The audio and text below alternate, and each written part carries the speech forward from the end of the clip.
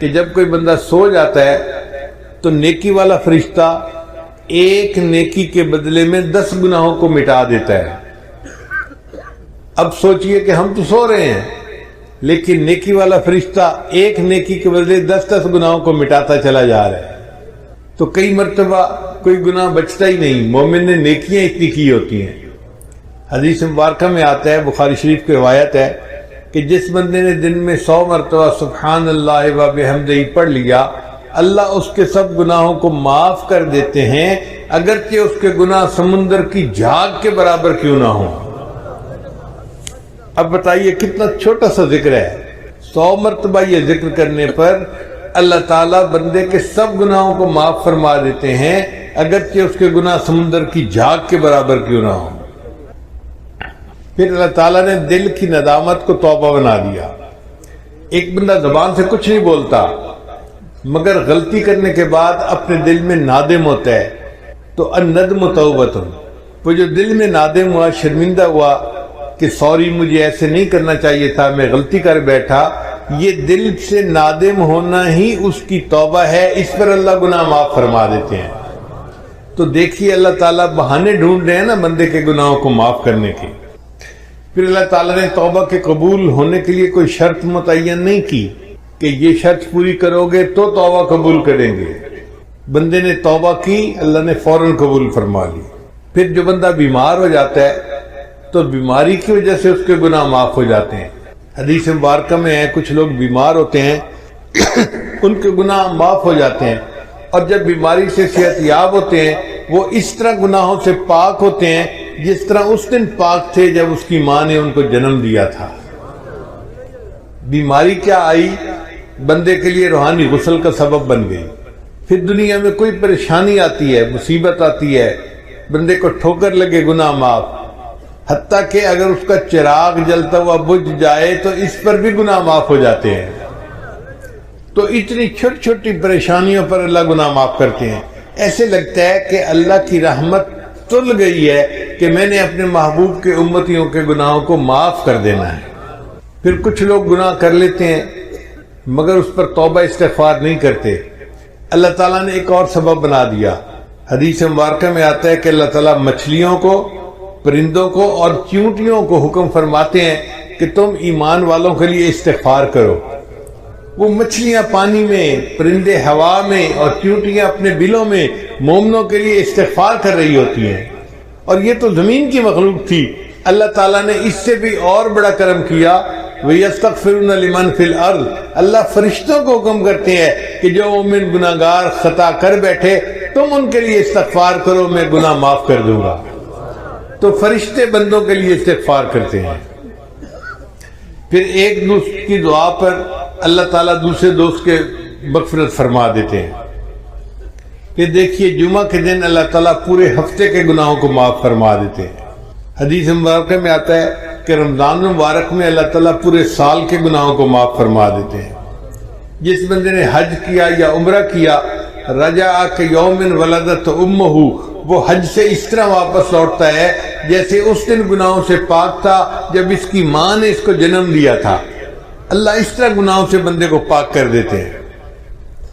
حدیث مبارکہ میں آتا ہے کہ جو عورت اپنے خامن سے حاملہ ہوتی ہے تو جس لمحے اس کو حمل ہوتا ہے زندگی کے پچھلے سب گناہوں کو اللہ معاف فرما دیتے ہیں۔ پھر وہ جب بچے کو جنم دیتی ہے تو بچے کو جس وقت جنم دیتی ہے دوبارہ اس کی زندگی کے سب گناہوں کو معاف کر دیا جاتا ہے۔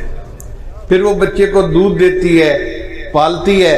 اب یہ بچہ جب بولنے کے قابل ہوتا ہے، اگر یہ بچہ سب سے پہلے اللہ کا نام زبان سے نکالے، اللہ 30 مرتبہ پھر اس کے زندگی کے سب گناہوں کو معاف فرما دیتے ہیں۔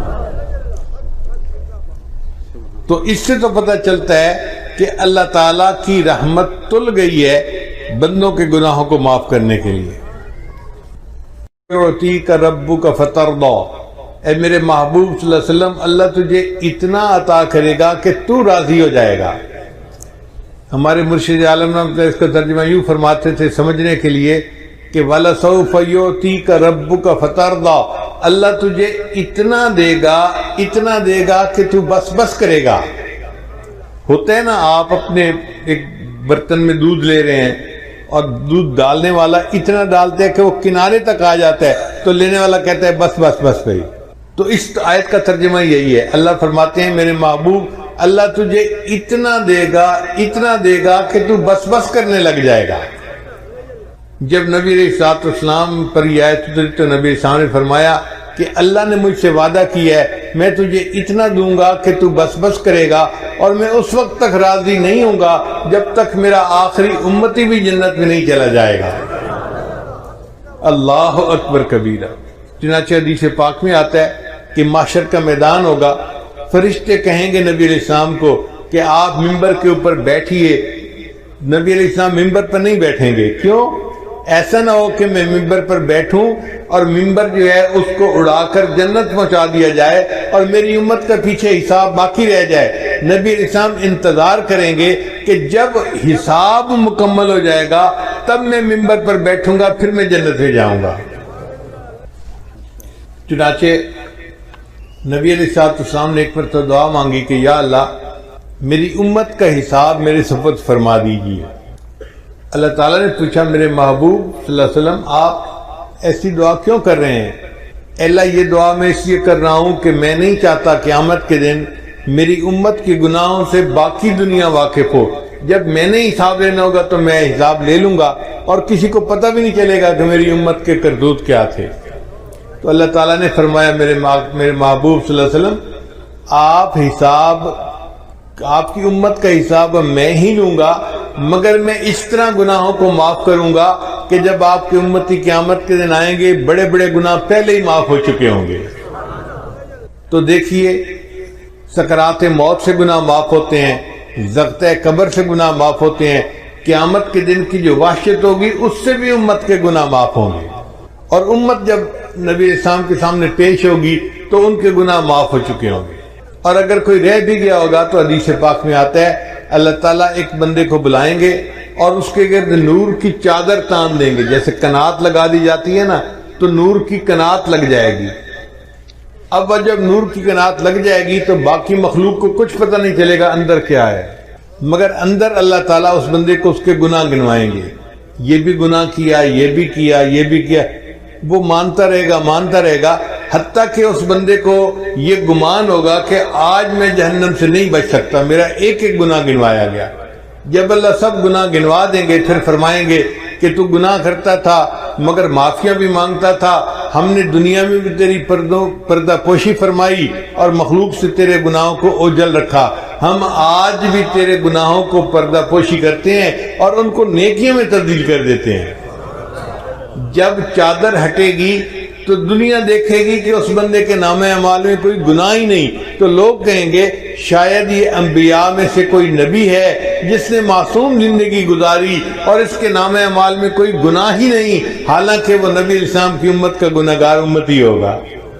اور ایک حدیث پاک میں ہے کہ اللہ تعالیٰ ایک بندے کو بلائیں گے اور اس کے چھوٹے چھوٹے گناہ گنوائیں گے. وہ چپ رہے گا. جب چھوٹے چھوٹے گناہ سارے گنوا دیں گے پھر اللہ فرمائیں گے اچھا ہم نے تیرے گناہوں کو نیکیوں میں تبدیل کر دیا. جب اللہ فرمائیں گے ہم نے تیرے گناہوں کو نیکیوں میں تبدیل کر دیا, وہ کہے گا یا اللہ میرے بڑے گناہ تو ابھی باقی ہیں. حدیث مبارکہ میں ہے کہ نبی علیہ السلام نے جب یہ حدیث سنائی تو آپ اتنا کھلکھلا کر ہنسے کہ صحابہ کو آپ کی داڑیں جو تھی وہ بھی نظر آنے لگ گئیں کہ دیکھو چھوٹے چھوٹے گناہ گنوا رہے تھے تو چپ کھڑا تھا, جب کہا گناہ نیکیوں میں تبدیل کرتے ہیں تو کہتے ہیں جی میرے بڑے گناہ تو ابھی سارے باقی ہیں. تو اللہ تعالیٰ یوں امت کے گناہوں کو نیکیوں میں تبدیل فرما دیں گے. چنانچہ کچھ امتی ایسے ہوں گے جن کو اللہ تعالیٰ قیامت میں عرش کا سایہ عطا فرمائیں گے. 7 تو وہ حضرات ہیں جن کا ایک ہی حدیث میں تذکرہ ہے اور باقی وہ لوگ ہیں جن کا مختلف اور احادیث میں تذکرہ ہے. ان تمام کا مجموعہ میں آج آپ کے سامنے کر دیتا ہوں تو آپ حیران ہوں گے کہ اتنے لوگ عرش کے سائے میں ہوں گے کہ لگتا ہے کہ ہر بندہ کہیں نہ کہیں فٹ ہو ہی جائے گا. ایک امام عادل جو بادشاہ ہو مگر انصاف کرنے والا ہو, اس کو اللہ تعالیٰ عرش کا سایہ عطا فرمائیں گے. ایک نوجوان جو جوانی میں عبادت کرنے والا ہو. اب طلباء مدرسے میں جتنے ہوتے ہیں یہ جوانی کے عالم میں اللہ کی عبادت کرنے والے ہوتے ہیں, اس کا مطلب یہ کہ مدارس کے طلباء تو سارے کے سارے ہی عرش کے سائے کے نیچے ہوں گے۔ پھر جس بندے کا دل مسجد میں اٹکا ہوا ہو، کہ ایسے بوڑھے ہوتے ہیں نا، بڑھاپے میں اور تو کام ہوتا کوئی نہیں، تو وہ نمازوں کے لیے مسجد میں جاتے ہیں اور مسجد کے کھوٹے بن جاتے ہیں، تو جن کا دل مسجد میں اٹکا ہوا ہو وہ بھی قیامت کے دن عرش کے سائے کے نیچے ہوگا۔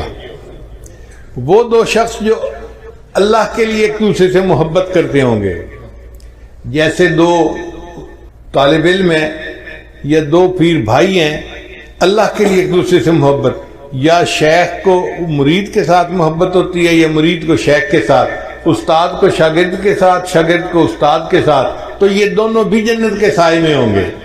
اب آپ بتائیے اتنی باتیں گنوانے سے کتنے لوگ ہیں جو عرش کے سائے کے نیچے آنے کے مستحق بن گئے؟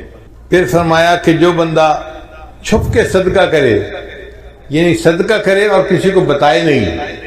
کتنے مخیر حضرات ہیں یا ادارے کے معاونین ہوتے ہیں جو تعاون کرتے ہیں اور بتاتے کسی کو نہیں ہے، تو ایسا بندہ بھی قیامت دن عرش کے سائے کے نیچے ہوگا۔ اور پھر وہ بندہ جو تنہائی میں اللہ کو یاد کرے اور اس کی آنکھوں میں سے آنسو آ جائیں۔ نوجوان طلباء غلطیاں کر بیٹھتے ہیں، لیکن کئی مرتبہ تہجد میں، تنہائی میں یہ بیٹھ کے اس پر افسوس کرتے ہیں، توبہ طائب ہوتے ہیں اور دعا مانگتے ہوئے ان کی آنکھوں سے آنسو آ جاتے ہیں، تو ان لوگوں کو بھی اللہ تعالیٰ عرش کا سایہ عطا فرمائیں گے۔ پھر اگر کسی مرد کو عورت گناہ کی دعوت دے اور وہ کہے انی اخاف اللہ، میں اللہ سے ڈرتا ہوں، یا عورت کو مرد اپنی طرح متوجہ کرے اور وہ کہے کہ نہیں میں اللہ سے ڈرتی ہوں، تو یہ مرد اور یہ عورت بھی قیامت کے دن عرش کے سائے کے نیچے ہوں گے۔ پھر اگر کسی بندے نے قرضہ لیا مگر قرضہ دینے میں اس کو مشکل ہو رہی ہے اور وہ اپنے قرض دار کو کہتا ہے کہ جی مجھے تھوڑی مہلت اور دے دو، تو قرضہ ادا کرنے میں مہلت دینے والا مقروض بندے کو یہ بھی قیامت کے دن عرش کے سائے کے نیچے ہوگا۔ پھر ایک بندہ تو تجارت میں سچ بولتا ہو تو اس سچ بولنے پر اللہ تعالیٰ اس کو قیامت کے دن عرش کا سایہ عطا فرمائیں گے۔ پھر وہ بندہ جو رات کے اندھیرے میں مسجد میں چل کے جانے والا ہو، فجر کے وقت اندھیرا ہوتا ہے نا، لوگ مسجد میں آتے ہیں یا تہجد کے وقت آتے ہیں یا عشاء کے وقت آتے ہیں، رات کے اندھیرے میں چل کر مسجد میں جانے والا، اللہ اس کو بھی عرش کا سایہ عطا فرمائیں گے۔ پھر یتیم کی پرورش کرنے والا، یہ تو ایک عام سی بات ہے، ہر دوسرے چوتھے گھر میں کوئی نہ کوئی یتیم پل رہا ہوتا ہے، کسی کی بہن کا بیٹا ہوتا ہے، کسی کے بھائی کا بیٹا، کہیں بہن پالتی ہے کہیں بھائی پالتا ہے، تو گھروں میں یتیم ہمارے پلتے ہیں، یہ ایک عام سی بات ہے۔ یتیم کو پالنے والا بندہ بھی قیامت کے دن عرش کے سائے کے نیچے ہوگا۔ پھر صلہ رحمی کرنے والا، صلہ رحمی کرنے والا بندہ اس کو کہتے ہیں جو رشتے ناطے قائم رکھے، یعنی اپنے رشتہ داریوں کا خیال رکھے۔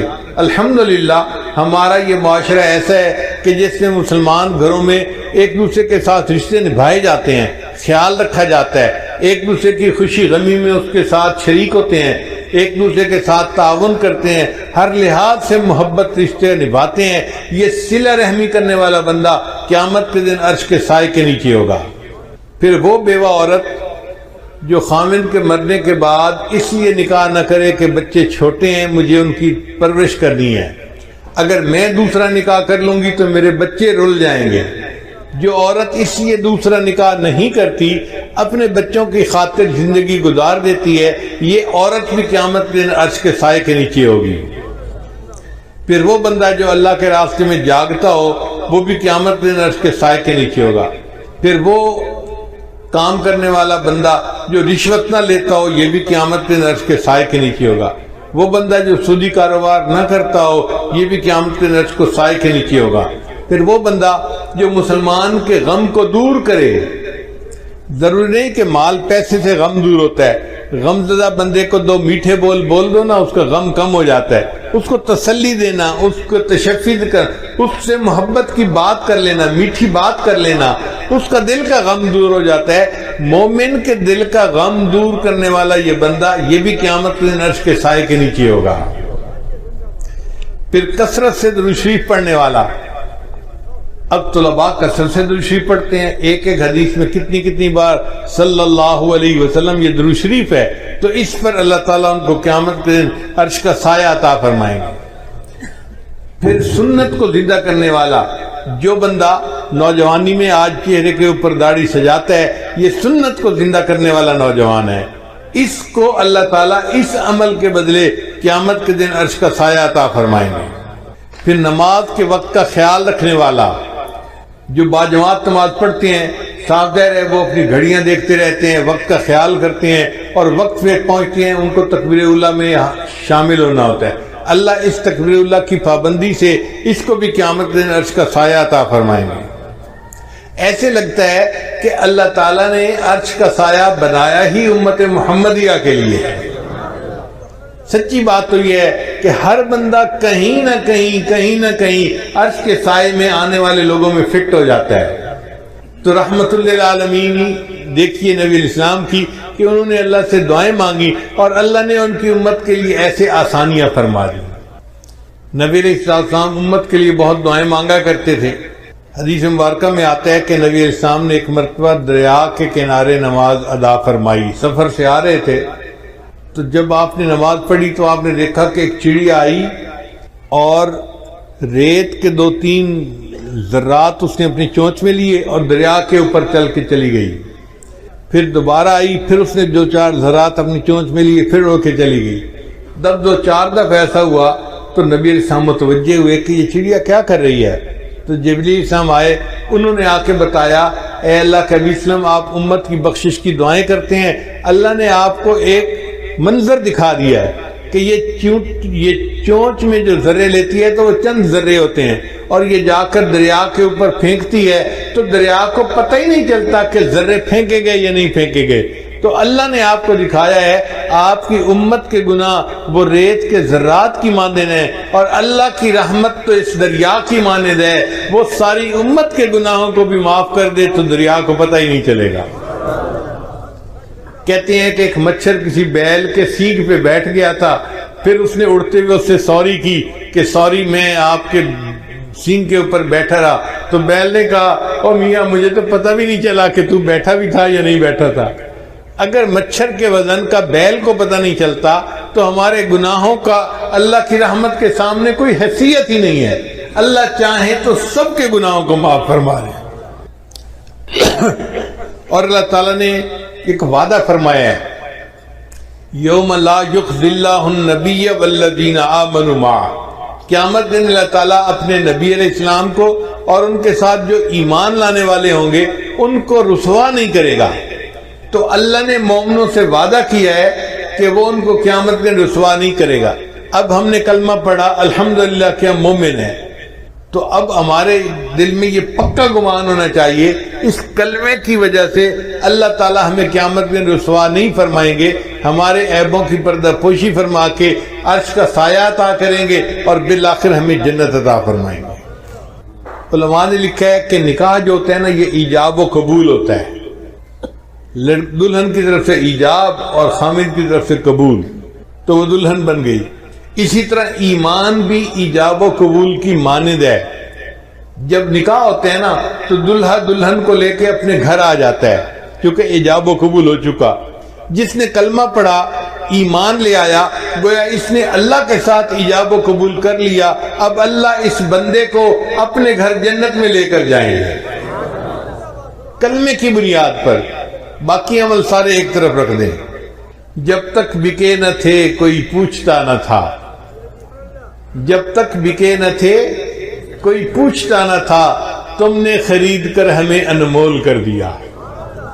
اللہ تعالیٰ قرآن میں فرماتے ہیں ان اللہ اشتری من المؤمنین انفسهم واموالهم بان لهم الجنہ، اللہ نے مومنوں سے ان کے جان اور مال کو جنت کے بدلے میں خرید لیا ہے۔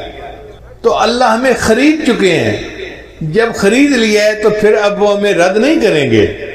کسی شاعر نے کہا تو بعلم ازل مرادی دی، اے اللہ تو ازلی علم کے ساتھ مجھے دیکھتا ہے، دیدی آنکھ کے بعیب بخریدی، اے اللہ تو نے مجھے میرے عیبوں کے باوجود دیکھا اور مجھے پسند کیا، تبھی تو میرے ساتھ خرید کی ڈیل کی کہ میں نے بندوں سے ان کے جان مال کو خرید لیا ہے۔ تو بعلما ومن بعیب ہما، اللہ تو وہی علم والا ہے اور میں وہی عیبوں والا ہوں، رد مکن آنچ خود پسندی دی، اللہ اس کو رد نہ کر جسے تو ایک دفعہ پسند کر چکا ہے۔ تو اللہ رب العزت کی رحمت کی کوئی انتہا نہیں۔ چنانچہ حضرت شیخ عبد القادر جیلانی رحمۃ اللہ علیہ نے اللہ تعالیٰ کی رحمت کا درس دیا اور 18 سال تک درس دیتے رہے، روزانہ درس دیتے تھے، ہزاروں لوگ مجمع میں آتے تھے، اور آپ اللہ کی رحمت کے اوپر درس دیتے دیتے 18 سال گزر گئے۔ ایک دن آپ نے اللہ تعالیٰ کے جلال پہ بھی درس دے دیا۔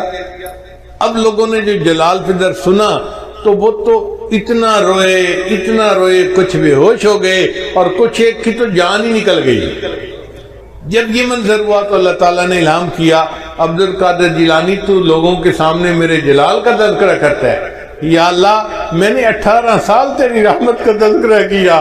اللہ نے جواب میں فرمایا، تو عبد القادر کیا 18 سال میں میری رحمت ختم ہو گئی تھی؟ جس پروردگار کی رحمت کی یہ انتہا ہو کہ 18 سال تذکرہ کرنے پر بھی وہ رحمت ختم نہیں ہوتی، اس کی رحمت کا قیامت کے دن انعام ہوگا۔ چنانچہ اللہ تعالیٰ قیامت کے دن جو رحمت کے 100 حصے ہیں نا، تو 100 کے 100 حصوں کے ساتھ مومنوں کے ساتھ اپنا معاملہ فرمائیں گے۔ ماں کو اس 100 حصوں میں سے کوئی چھوٹا سا حصہ ملا ہوگا۔ کوئی ماں اپنے بچے کو تندور کی آگ میں ڈال سکتی ہے؟ حدیث مبارکہ میں نبی صاحب ایک جگہ پڑاؤ فرمایا تو وہاں ایک عورت تھی جو تندور پہ روٹیاں لگاتی تھی، وہ ملنے کے لیے آئی، کہنے لگی میں آپ سے ایک بات پوچھنا چاہتی ہوں، میں ماں ہوں، میں جب روٹیاں لگاتی ہوں میرا بچہ تندور کے قریب آتا ہے تو میں اس کو دور رکھتی ہوں، میں چاہتی نہیں کہ گرم ہوا بھی میرے بچے کو لگ جائے۔ اگر میں گرم ہوا بچے کو لگنا پسند نہیں کرتی تو اللہ تو بندے سے بہت محبت کرتے ہیں، وہ اپنے بندوں کو جہنم میں کیسے ڈالے گا؟ تو نبی علیہ السلام کی مبارک آنکھوں میں آنسو آ گئے۔ نبی علیہ السلام نے جواب دیا، اللہ تعالیٰ تو نہیں چاہتے کہ بندے جہنم میں جائیں، مگر جو اپنے پاؤں پہ خود کلہاڑی مارے اس کا کیا کیا جا سکتا ہے؟ وَمَا ظَلَمَهُمُ اللَّهُ وَلَكِنْ كَانُوا أَنفُسَهُمْ يَظْلِمُونَ، اللہ نے ان پہ ظلم نہیں کیا، انہوں نے اپنی جانوں پہ خود ظلم کیے ہیں۔ تو ہم گناہ کرتے ہیں اور پھر توبہ کرنا بھول جاتے ہیں، یہ ہماری کوتاہی ہوتی ہے، ورنہ اللہ تعالیٰ تو معاف کرنے کے لیے تیار ہیں۔ ایک گناہ میرا ماں پیو ویکھے تے دیوݨ دیس نکالا، ایک گناہ میرا ماں پیو ویکھے تے دیوݨ دیس نکالا، تے لکھ گناہ میرا اللہ ویکھے تے وہ پردے پاون والا۔ اللہ لاکھوں گناہ بندے کے دیکھتے ہیں پھر بندے پہ پردے ڈال دیتے ہیں۔ جے ویکھاں اپنے عملاں وال تے کچھ نہیں میرے پلے، جے ویکھاں اپنے عملاں وال تے کچھ نہیں میرے پلے، جے ویکھاں تیری رحمت وال تے بلے بلے بلے۔ اس لیے اللہ تعالیٰ سے اس کی رحمت کی ہمیشہ امید رکھیں، استغفار کرتے رہیں، توبہ کرتے رہیں، مگر دل میں یہ حسن ظن رکھیں، ہمیں موت اس حال میں آئے کہ اللہ کے ساتھ ہمیں حسن ظن ہو کہ اللہ ہمیں ضرور معاف کر دے گا اور رحمت کا معاملہ فرمائے گا۔ ہمارے علاقے کا ایک واقعہ ہے، میں سنا دیتا ہوں۔ ایک پیر صاحب آئے، قریب موچی والا ایک گاؤں ہے وہاں پہ، تو پیر صاحب نے سوچا کہ دیہاتی لوگ نماز بھی نہیں پڑھتے اور باقی نیک اعمال بھی اتنے نہیں کرتے، تو ان کو مسجد میں بلائیں اور تقریر کر کے ان کو نصیحت کی جائے۔ چنانچہ انہوں نے اعلان کروا دیا کہ بھئی لوگوں آؤ، آج پیر صاحب تقریر کریں گے اور لوگ ان کی تقریر سنیں گے۔ کوئی 100 کے قریب دیہاتی جمع ہو گئے۔ جب تقریر شروع ہونے لگی تو ایک بوڑھا سا اٹھا، کہنے لگا پیر صاحب میں ان پڑھ جاہل جٹ بتان ہوں، اگر مجھے کوئی بات سمجھ نہ آئے تو کیا میں سوال پوچھ سکتا ہوں؟ ان کو ہاں پوچھ لینا۔ اب پیر صاحب نے بیان شروع کیا۔ پیر صاحب نے بیان کرتے ہوئے موت کا تذکرہ کیا، پھر حشر کا تذکرہ کیا، پھر انہوں نے کہا کہ دیکھو پل صراط ہوگی جو بال سے زیادہ باریک اور تلوار سے زیادہ تیز ہوگی۔ ہم بھی اپنے بچپن میں اپنے والدین سے یہی سنا کرتے تھے کہ پل صراط ہوگی جو بال سے زیادہ باریک اور تلوار سے زیادہ تیز ہوگی۔ تو جب پیر صاحب نے یہ کہا نا تو وہ بوڑھا کھڑا ہو گیا، کہنے لگا پیر صاحب مینوں تو لگتا ہے ایک کوڑے۔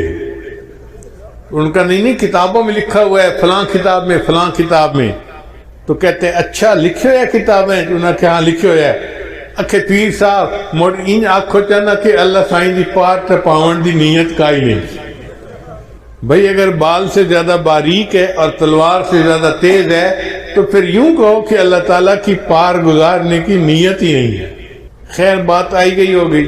پھر پیر صاحب نے تقریر شروع کی کہ بھئی نیکی کرو گناہوں سے بچو، اگر نہیں نیکی کرو گے گناہ کرو گے تو پہلے اللہ تمہیں دوزخ میں ڈالے گا اور جب سزا مل جائے گی اس کے بعد پھر تمہیں جنت میں اللہ تعالیٰ ڈالے گا. جب انہوں نے یہ بات کی نا تو بوڑھا پھر کھڑا ہو گیا. پیر صاحب مینوں لگتا ہے ایک کوڑ ہے. ان کا بھئی وہ کیسے؟ کہنے لگا پیر صاحب گل دسو، میرے گھر جو پڑا آوے تو میں انہوں 5-7 لتر مارا موڑا کھاں بھجیا ککڑ کھا لے اور کھا لئی سی. اور پیر صاحب اللہ جنہوں بخشنے اس بخش ہی چھوڑنے اس کوئی نہیں سزا دے گی اس نے. تو جیسے اس بوڑھے کو اللہ کی رحمت کے ساتھ اس نے ظن تھا نا کہ اللہ نے جب بخشنا ہے تو بخش ہی دینا ہے. اللہ کی رحمت کا اتنا ظہور ہوگا کہ ہمارے اندازے سے باہر. حضرت قاری محمد طیب رحمۃ اللہ لکھتے ہیں کہ اتنا ظہور ہوگا کہ ایک موقع آئے گا شیطان سر اٹھا کر دیکھے گا شاید میری بھی بخشش ہو جائے گی. شیطان کو بھی امید لگنے لگے گی کہ شاید میری بھی بخشش ہو جائے. اتنا اللہ کی رحمت کا ظہور ہوگا. مفسرین نے لکھا ہے کہ اللہ تعالیٰ بندوں کا حساب تو لیں گے جو ان کے حق ہیں.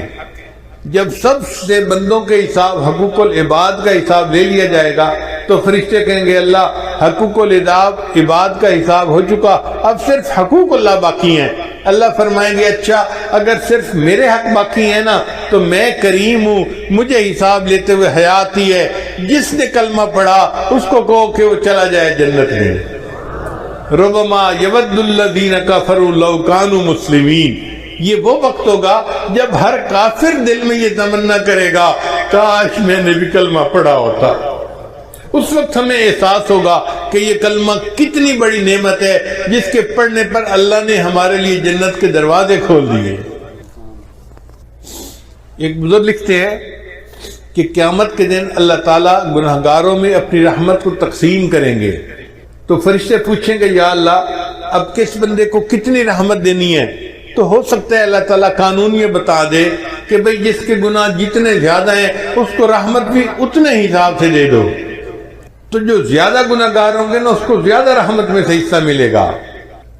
بے گناہوں میں چلا زاہد جو اس کو ڈھونڈنے، بے گناہوں میں چلا زاہد جو اس کو ڈھونڈنے، مغفرت بولی ادھر آ میں گناہگاروں میں ہوں. وہ کرشمے شان رحمت نے دکھائے روز حشر، چیخ اٹھا ہر بے گناہ میں بھی گناہگاروں میں ہوں. اتنا اللہ کی رحمت کا ظہور ہوگا کہ بے گناہ بھی کہہ اٹھیں گے میں بھی گناہگار ہوں، مجھے بھی رحمت میں سے حصہ چاہیے. چنانچہ حضرت معاذ رضی اللہ عنہ کہتے ہیں کہ نبی علیہ الصلوۃ والسلام نے مجھے بلا کر کہا کہ اے بچے کیا تم جانتے ہو کہ اللہ کا بندوں پر کیا حق ہے اور بندوں کا اللہ پر کیا حق ہے؟ وہ کہتے ہیں کہ میں نے کہا کہ اللہ کے رسول آپ مجھے بتا دیجئے. فرمانے لگے کہ اللہ کا بندوں پر یہ حق ہے کہ بندے اس کے ساتھ کسی کو شریک نہ بنائیں، توحید کے اوپر پکے رہیں. اور جو بندہ توحید کے اوپر پکا رہے اس کا حق اللہ پہ یہ ہوتا ہے کہ اللہ اس کو جنت عطا فرما دے. ما من احد یشہد اللہ الہ الا اللہ وان محمد رسول اللہ صدقا من قلبہ الا حرمہ اللہ علی النار. یہ بخاری اور مسلم کی روایت ہے کہ جو بندہ دل کی سچائی کے ساتھ لا الہ الا اللہ محمد رسول اللہ پڑھ لیتا ہے اللہ تعالیٰ دوزخ کی آگ اس کے اوپر حرام کر دیتے ہیں. ایک مرتبہ سیدنا ابو ہریرہ عنہ نے دیکھا کہ نبی اسلام گھر پہ نہیں تھے تو وہ ڈھونڈنے کے لیے نکلے. بنی نجار کا ایک باغ تھا تو اس کے اندر نبی علیہ السلام تشریف فرما تھے اور اس باغ کا جو پانی تھا نا وہ ایک کھالی کے ذریعے سے باہر نکلتا تھا. وہاں سے دیوار تھوڑا ٹوٹی ہوئی تھی. ابو ہریرہ دروازے کی طرف جاتے اور اندر جاتے تو دیر لگ جاتی، ان کو جلدی تھی. وہ اس نالی سے خالی جس کو کہتے ہیں نا وہاں سے باغ کے اندر داخل ہو گئے اور نبی علیہ السلام کے پاس حاضر ہوئے. تو نبی علیہ السلام نے فرمایا کہ ابو ہریرہ من قال لا الہ الا اللہ دخل الجنہ، جس نے لا الہ الا اللہ کہہ دیا وہ جنت میں سیدھا جائے گا۔ تو ابو ہریرہ نے کہا اے اللہ کے نبی میں لوگوں کو بتا دوں؟ فرمایا ہاں بتا دو۔ اے اللہ کے نبی میں ان کو بتاؤں گا، وہ کہیں گے تیرے پاس اس کی دلیل کیا ہے؟ تو نبی علیہ السلام نے اپنے نالین مبارک، اپنے جوتے مبارک دیے کہ یہ میرے جوتے لے جاؤ، یہ دکھا دینا کہ نبی علیہ السلام نے یہ دے کر مجھے بھیجا ہے۔ اب ابو ہریرہ اس باغ سے باہر نکلے، آگے عمر رضی اللہ عنہ سے ملاقات ہو گئی۔ تو ابو ہریرہ نے بتایا کہ نبی علیہ السلام نے فرمایا ہے جس نے کہا لا الہ الا اللہ دخل الجنہ، جو لا الہ الا اللہ پڑھ لے گا اللہ اس کو جنت میں داخل کریں گے۔ تو عمر رضی اللہ عنہ پہ انتظام غالب تھا، انہوں نے ان کو جو دھکا دیا تو ابو ہریرہ تو پیچھے جا کے گرے، کہنے لگے اچھا میں جا کے نبی علیہ السلام کو شکایت لگاتا ہوں۔ ادھر ابو ہریرہ نے پہنچے اور ادھر عمر رضی اللہ عنہ بھی پہنچ گئے۔ ابو ہریرہ نے بتایا کہ اللہ کے نبی میں نے ان کو بتایا تھا تو انہوں نے مجھے دھکا دیا اور میں گر گیا۔ تو نبی علیہ السلام نے پوچھا عمر تو نے ایسا کیوں کیا؟ تو عمر رضی اللہ عنہ نے جواب دیا اخشى ان يتكل الناس علیہا، اے اللہ کے وسلم مجھے ڈر ہوا کہ اگر اس طرح کھول کے بتا دیں گے کہ لا الہ الا اللہ کہنے پر جنت مل جائے گی تو پھر لوگ عمل کرنے سے پیچھے رہ جائیں گے، سستی کریں گے، اس لیے میں نے کہا تھا کہ فخلہم یعملون، تو اس بات کو نہ کر، لوگوں کو عمل کرنے دے۔ تو واقعی بات ایسی ہے، نبی علیہ السلام نے یہ بات سن کے سکوت فرما لیا۔ ایک واقعہ میں نے کتابوں میں پڑھا تھا حضرت شبلی رحمۃ اللہ علیہ کا، لیکن میں اس کو نقل کرنے سے ڈرتا تھا۔ ایک مرتبہ رائے وینڈ کے سالانہ اجتماع میں حضرت مولانا محمد مسلم، مولانا محمد اسلم ملتانی، انہوں نے یہ واقعہ سنایا رائے وینڈ کے سالانہ اجتماع میں۔ اس کے بعد یہ واقعہ میں نقل کر دیتا ہوں۔ کتاب میں لکھا ہوا تھا کہ اللہ تعالیٰ کے اپنے اولیاء کے ساتھ بہت معاملات ہوتے ہیں، اللہ تعالیٰ ان سے کبھی کبھی دل لگی بھی فرماتے ہیں۔ تو ایک مرتبہ اللہ تعالیٰ نے شبلی پر الہام فرمایا، شبلی کیا تو چاہتا ہے کہ میں تیرے عیب لوگوں پر واضح کر دوں، تجھے دنیا میں کوئی منہ لگانے والا نہ رہے؟ شبلی کیا تو چاہتا ہے کہ میں تیرے عیب لوگوں کے اوپر ظاہر کر دوں تو تجھے دنیا میں کوئی منہ لگانے والا نہ رہے؟ وہ بھی آگے ناز کے انداز میں تھے، کہنے لگے اللہ کیا تو چاہتا ہے کہ میں تیری رحمت کھول کر لوگوں کو بتا دوں تجھے دنیا میں کوئی سجدہ کرنے والا نہ رہے؟ جب یہ الہام ہوا، جب یہ بات کی تو فوراً الہام ہوا شبلی نہ تو میری بات کہنا نہ میں تیری بات کہتا ہوں۔ تو واقعی اگر اللہ تعالیٰ کی رحمت کا ہمیں صحیح پتہ چل جائے تو ہم تو سستی میں پڑ جائیں کہ اللہ نے معاف تو کر ہی دینا ہے۔ اس لیے جو لگا ہوا ہے وہ لگا رہے اور معافی مانگتا رہے، کیونکہ گناہ کر کے معافی نہ مانگنا اس کا بڑا نقصان یہ ہے کہ موت کے وقت ایمان سلب کر لیا جاتا ہے۔ تو گناہ کرنے کے بعد پھر اس پر رونا دھونا یہ ہماری ذمہ داری ہے۔ اگر ہم روتے رہیں گے دھوتے رہیں گے اور ایمان کے اوپر موت آ گئی تو آپ سمجھیں کہ انشاءاللہ اللہ تعالیٰ اس کلمے کی برکت سے ہمیں بالآخر جنت عطا فرمائیں گے۔ ایک اور حدیث مبارکہ سن لیجئے۔ حضرت ابو ذر غفاری رضی اللہ عنہ حاضر خدمت ہوئے نبی السلام کی، نبی السلام آرام فرما کر اٹھے تھے تو نبی السلام نے انہیں بتایا کہ جبریل السلام میرے پاس خوشخبری لائے کہ جو شخص لا الہ الا اللہ محمد رسول اللہ کہے پھر اسی عقیدے پر اس کی موت آئے وہ جنت میں داخل ہوگا۔ جب نبی علیہ السلام نے یہ بتایا تو ابو ذر غفاری رضی اللہ عنہ نے آگے سے سوال کیا، اے اللہ کے حبیب صلی اللہ علیہ وسلم وَإِن سَرِقَ وَإِن زَنَا وَسَرِقَ، کیا اگر اس نے چوری کی اور زنا کیا پھر بھی جنت میں جائے گا؟ نبی السلام نے فرمایا ہاں پھر بھی جنت میں جائے گا۔ انہوں نے پھر دوسری دفعہ پوچھا، نبی السلام نے پھر یہی جواب دیا۔ انہوں نے تیسری دفعہ پوچھا، نبی السلام نے پھر جواب دیا۔ پھر انہوں نے چوتھی مرتبہ پوچھا، نبی السلام نے فرمایا ہاں پھر جنت میں جائے گا اگرچہ ابو ذر کی ناک خاک آلود ہو۔ یعنی جس نے کلمہ پڑھا اگر وہ چوری اور زنا جیسا جرم بھی کر بیٹھا اور وہ اللہ سے معافیاں مانگتے ہے، استغفار کرتا ہے تو وہ جنت میں جائے گا اگرچہ ابو ذر کی ناک خاک آلود ہو۔ اس کا مطلب یہ کہ یہ کلمہ ایسی نعمت ہے کہ اگر ہم اللہ کے ساتھ حسن ظن رکھیں گے، اللہ کی رحمت کی امید دل میں رکھیں گے اور اللہ سے مانگتے رہیں گے تو کلمے کی برکت سے اللہ ہمیں جنت عطا فرمائے گا۔ اس لیے کہتے ہیں اللہ جتنی تیری بڑی ذات اتنی بڑی میری آس. اللہ، یہ فکرہ ذرا ذہن میں ایک دفعہ کہہ دیجئے، اللہ جتنی بڑی تیری ذات اتنی بڑی میری آس. اللہ جتنی بڑی تیری ذات اتنی بڑی میری آس. تیری ذات جتنی بڑی ہے میری تیرے ساتھ آس بھی اتنی بڑی ہے. اللہم مغفرتک اوسع من ذنوبی ورحمتک ارجا عندی من عملی. ہمیں عملوں پہ بھروسہ نہیں ہے، تیری رحمت پہ بھروسہ ہے. تو اگر چاہے گا تو ہماری کشتی کو کنارے لگا دے گا. اب میں اپنی بات کو مکمل کرتا ہوں دو بزرگوں کی عبارت سنا کے، توجہ کے ساتھ سنیے گا. تقویت الایمان کتاب ہے، اس میں حضرت شاہ اسماعیل شہید رحمۃ اللہ فرماتے ہیں کہ دنیا میں بڑے بڑے گنہگار گزرے ہیں. یہ ان کی کتاب کی عبارت ہے، طلباء توجہ کے ساتھ سنیں. دنیا میں بڑے بڑے گنہگار گزرے ہیں، جیسے فرعون، حامان، نمرود اور شیطان. جیسے فرعون، حامان، نمرود اور شیطان. اگر کوئی شخص ساری دنیا کے گناہوں کا ارتکاب کر لے مگر توحید کے اوپر قائم رہے کہ اللہ کے ساتھ کسی کو شریک نہیں بناتا، تو اس کے سارے گناہ معاف کر دیے جائیں گے. یعنی بندہ توحید کے اوپر پکا رہے، ساری دنیا کے گناہ بھی اگر کر لے، اللہ اس توحید کی برکت سے اس کے سارے گناہوں کو معاف فرما دیں گے. اور دوسرے بزرگ ہیں حضرت مجد لسانی رحمۃ اللہ علیہ، وہ اپنے مکتوب میں فرماتے ہیں اور عجیب لکھتے ہیں.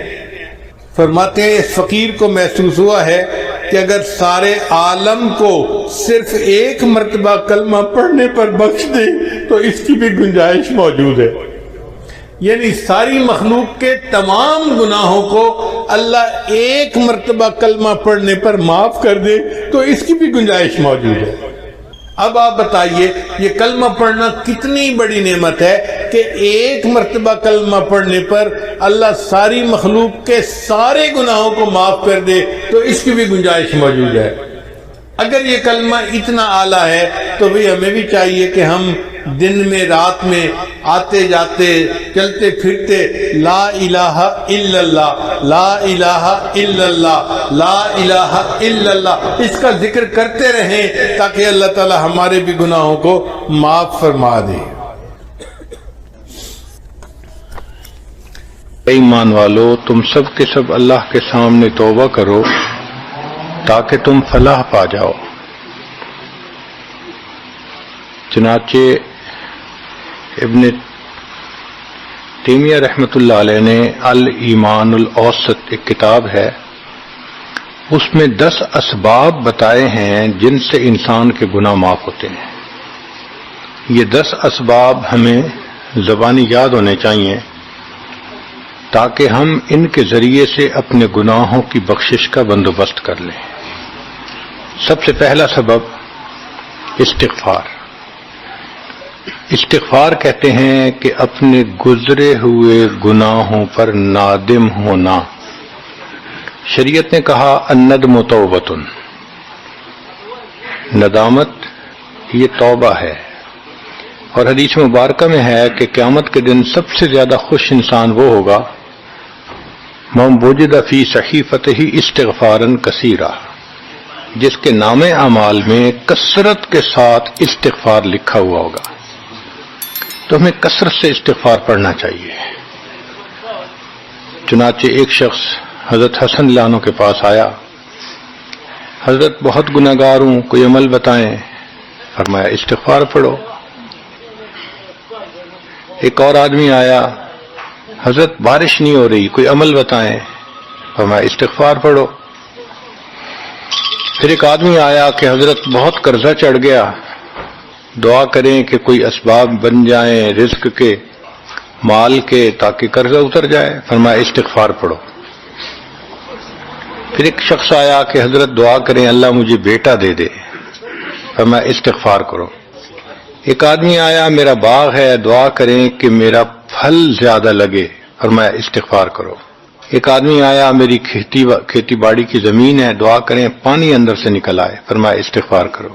اب سننے والا حیران کہ مختلف لوگ مختلف ضروریات آ کر بیان کرتے رہے، سب کے لیے ایک ہی جواب. تو اس نے پوچھا کہ حضرت کیا مسئلہ؟ تو فرمایا کہ دیکھو یہ جواب میں نے اپنی طرف سے نہیں دیا، قرآن مجید سے دیا ہے. اللہ تعالیٰ ارشاد فرماتے ہیں قرآن مجید میں فَقُلْتُ اسْتَغْفِرُوا رَبَّكُمْ إِنَّهُ كَانَ غَفَّارًا. تو سب سے پہلے استغفار کرنے سے گناہوں کی بخشش ہوتی ہے. یرسل السماء علیکم مدرارا، تمہارے اوپر اللہ بارشیں برسائے گا. ویمددکم باموال، اللہ مال کے ذریعے تمہاری مدد کرے گا. وبنین، اور بیٹوں کے ذریعے مدد کرے گا. ویجعل لکم جنات، اور اللہ تعالیٰ تمہیں درختوں پہ پھل زیادہ عطا کرے گا. وَيَجْعَلْ لَكُمْ أَنْهَارًا، اور اللہ تعالیٰ تمہارے لیے زمین سے چشمے جاری فرما دے گا. آپ اگر غور کریں تو ہماری روز مرہ کی جو پریشانیاں ہیں وہ انہی میں سے ہیں. کوئی بیٹے کے لیے پریشان، کوئی کاروبار کے لیے پریشان، کوئی قرضوں کی وجہ سے پریشان. اس کا مطلب یہ کہ اگر ہم استغفار کرنے کی عادت ڈال لیں تو ہمیں کسی اور عمل کی ضرورت ہی نہیں ہے. اور یہ عمل قرآن مجید میں بتایا گیا ہے، یہ پروردگار عالم کا کلام ہے. ہم استغفار کم کرتے ہیں، کم از کم 100 مرتبہ صبح اور شام استغفار کا کرنا معمول بنا لینا چاہیے. آپ لوگ ڈرائیو کرتے ہیں اپنے دفتر جاتے ہوئے تو راستے میں جو آدھا گھنٹہ لگتا ہے اس میں کیا کرنا ہوتا ہے؟ بعض لوگ نعت سن لیتے ہیں، تلاوت سن لیتے ہیں، وہ بھی عبادت ہے. لیکن اس سے زیادہ بہتر یہ ہے کہ انسان خود پڑھے کچھ. تو اگر اس دوران آپ استغفر اللہ ہی پڑھتے رہیں تو سینکڑوں دفعہ استغفار نامہ اعمال میں لکھا جائے گا. اور اگر پورا پڑھ لیں استغفر اللہ ربی من کل ذنب واتوب الیہ، تو یہ سونے پہ سہاگے والی بات ہے. تو اپنے ٹائمنگز کو ایسے ایڈجسٹ کریں کہ اس میں درود استغفار کثرت کے ساتھ آپ پڑھ سکیں. کیونکہ حدیث پاک میں یہ فرمانا کہ قیامت کے دن وہ بندہ بہت خوش ہوگا جس کے نام اعمال میں استغفار زیادہ ہوگا. دوسرا سبب ہے توبہ. توبہ اور استغفار بہت قریب قریب ہیں، ان میں لائن آف ڈیمارکیشن ڈالنا تھوڑا ڈیفیکلٹ ہے. مگر علماء نے لکھا ہے کہ استغفار پچھلے گناہوں پہ ریپینٹنس کو کہتے ہیں، اور توبہ آئندہ گناہوں کو کمٹ نہ کرنا، اس کی کمٹمنٹ کرنا، عزم کرنا، اس کو کہتے ہیں. توبہ عزم جازم، ایک عہد کرنا کہ میں نے آج کے بعد گناہ نہیں کرنا، یہ توبہ کہلاتا ہے. تو گویا توبہ کا تعلق آئندہ گناہ نہ کرنا، استغفار کا تعلق پاسٹ کے ساتھ ہے کہ میں نے جو کیا برا کیا، اللہ بس میری غلطی کو پلیز معاف کر دیں، اس کو استغفار کہتے ہیں. اور یہ استغفار کا حکم اللہ رب العزت نے اپنے حبیب صلی اللہ علیہ وسلم کو دیا. فسبح بحمد ربک واستغفرہ، حکم ہے، صیغہ ہے امر کا. اللہ کے محبوب صلی اللہ علیہ وسلم کو اگر یہ حکم ہے تو سوچئے پھر ہمیں استغفار کرنے کی کتنی ضرورت ہے. توبہ ہر بندے پہ کرنی ضروری. چنانچہ کافر ہے تو وہ کفر سے توبہ کر کے مسلمان بن جائے، مومن ہے گناہوں سے توبہ کر کے نیک بن جائے. جو نیک ہے وہ جو اپنے اعمال کے اندر غفلت ہوتی ہے، نماز کی غفلت، ذکر میں غفلت، تلاوت میں غفلت، اس غفلت سے توبہ کرے. اور جو کہے کہ جی میں تو اس سے بھی توبہ کرتا ہوں، تو بھائی ہم جو اعمال کرتے ہیں یہ اس کوالٹی کے تو نہیں کہ اللہ تعالیٰ کے ہاں قبولیت پا سکیں. اب پھر استغفار کرنا کہ اللہ اس کو قبول کر لیجئے، کیونکہ اللہ کے محبوب صلی اللہ علیہ وسلم نے فرمایا ما عبدنا کا حق کا عبادتک، اے اللہ ہم نے عبادت نہیں کی جیسے عبادت کرنے کا حق تھا. اگر سید الاولین والآخرین صلی اللہ علیہ وسلم یہ فرماتے ہیں، ہم کس کھیت کی گاجر مولی ہیں، ہماری عبادتیں کیا عبادتیں ہیں. تو استغفار کرنا، توبہ کرنا ہم میں سے ہر بندے پر لازم ہے. تیسری چیز جس سے کہ گناہ معاف ہوتے ہیں، الحسنات الماحیہ، نیکیاں. جو انسان نیک اعمال کرتا ہے تو گناہ دھل جاتے ہیں. نیک اعمال کی مثال صابن کی ہے، گناہوں کی مثال میل کی سی ہے. صابن جتنا زیادہ لگتا ہے اتنا میل دھل جاتی ہے. ان الحسنات یذہبن السیئات، یہاں شیطان دھوکہ دیتا ہے. مثلا اگر کوئی بچہ تعلیم پا رہا ہے مگر کوئی گناہ بھی کرتا ہے، تیرے علم کا کیا فائدہ، گناہ تو چھوڑتا نہیں. بھائی اگر گناہ کرتے ہیں تو علم تو الٹا ان گناہوں کو دھوئے گا، وہ علم ہی چھڑوا دیتا ہے تاکہ دھونے کا مسئلہ ہی نہ رہے. اب عورت سوچے گی میں پردہ تو کرتی نہیں، نمازوں کا کیا فائدہ. یہ دھوکہ ہے شیطان کا. بھئی آپ نمازیں پڑھتی رہو، اس نمازوں کی برکت سے اللہ پھر پردے کی بھی توفیق دے دیں گے. تو نیکی نہیں چھوڑنی چاہیے کبھی بھی. یہ سوچ کے جی میں اچھا تو ہوں نہیں، کیا فائدہ. فائدہ ہے. جب اللہ فرما رہے ہیں کہ نیکیاں گناہوں کو دھو دیتی ہیں، بھئی گناہ تو ہم چھوڑتے نہیں اور نیکی آرام سے چھوڑ دیتے ہیں، یہ کہاں کی لاجک ہے. تو اس لیے نیکی بھاگ بھاگ کے کرنی چاہیے. اگر گناہ ہیں تو نیکی اور زیادہ کریں تاکہ نیکی کی برکت سے گناہوں کی ظلمت ختم ہو جائے اور دھل جائے.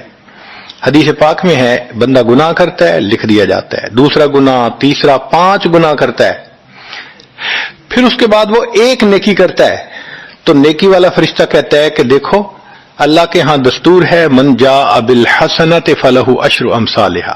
اس کو 10 نیکیاں ملنی تھیں، تم نے 5 گناہ لکھے ہیں نا، اچھا تم 5 گناہ مٹا دو، میں نامہ اعمال میں 10 نیکیوں کی بجائے صرف 5 نیکیاں بیلنس وہ ڈال دیتا ہوں. چنانچہ 5 گناہ مٹا دیے جاتے ہیں، 5 نیکیاں نامہ اعمال میں لکھ دی جاتی ہے. اس لیے خوب نیکی کرنی چاہیے تاکہ اللہ تعالیٰ گناہوں کی ظلمت سے ہمیں محفوظ فرما دے. چوتھی چیز جس سے کہ گناہ معاف ہوتے ہیں، دعاء المؤمنین للمؤمن.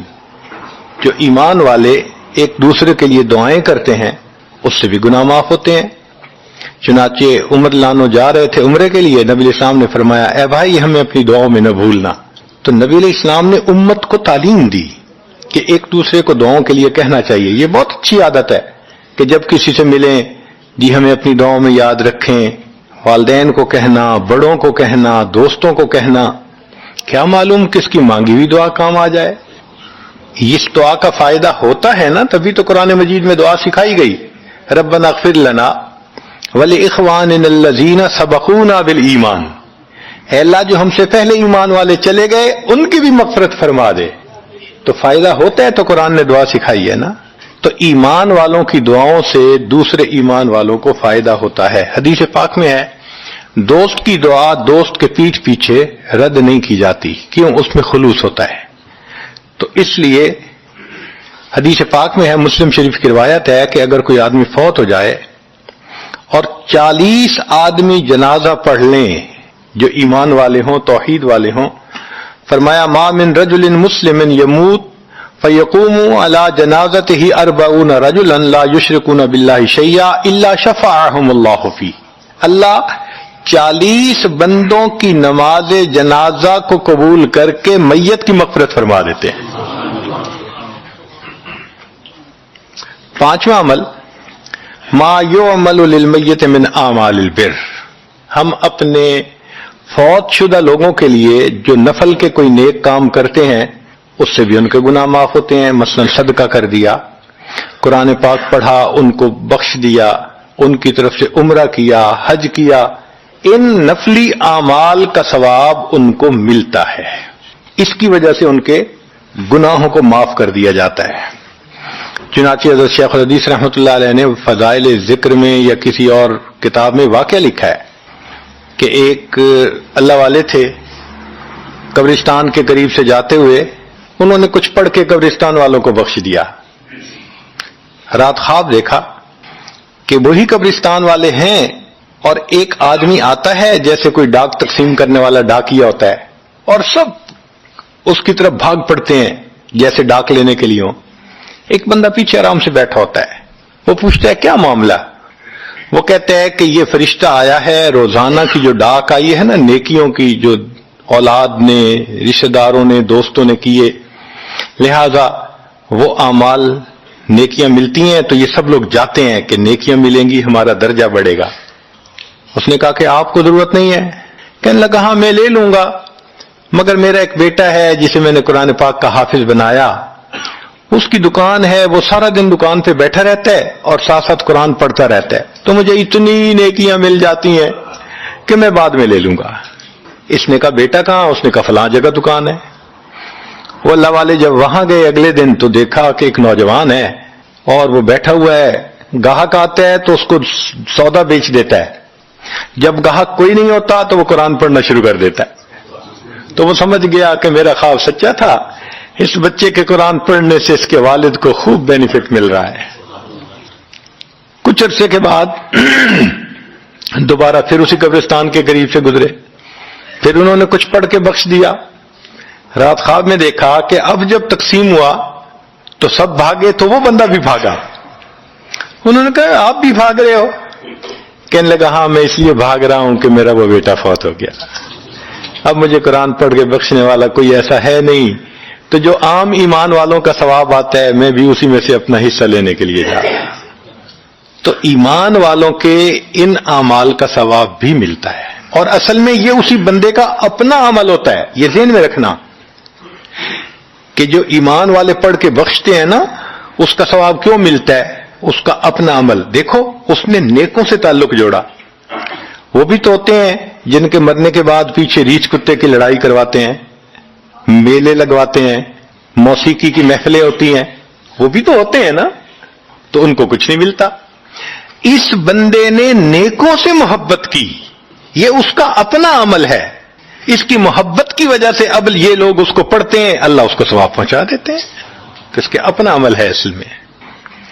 پھر چھٹی چیز جس کی وجہ سے گناہ معاف ہوتے ہیں, المصائب التی یکفر اللہ بها الخطایا فی الدنیا. دنیا میں انسان کو جو مشکلات, تکلیفیں, مصیبتیں پہنچتی ہیں ان کی وجہ سے گناہ معاف کر دیے جاتے ہیں. کوئی مصیبت دنیا میں پہنچتی ہے گناہ معاف ہوتے ہیں. چنانچہ نبی علیہ السلام تشریف فرما تھے, چراغ بجھ گیا. نبی علیہ السلام نے فرمایا انا للہ و انا الیہ راجعون. ام المومنین عائشہ صدیقہ نے پوچھا اے اللہ کے حبیب صلی اللہ علیہ وسلم یہ تو پڑھتے ہیں جب کوئی آدمی فوت ہو جاتا ہے. فرمایا عائشہ مومن کو جو بھی دنیا میں تکلیف غم پہنچتا ہے اگر وہ اس کے اوپر انا للہ پڑھ لے اس کو ثواب ملتا ہے. تو سوچنے کی بات ہے چراغ کے بجھنے پر اگر ثواب ملتا ہے تو کسی عزیز کی زندگی کا چراغ بجھ گیا اس پر کتنا ثواب ملے گا.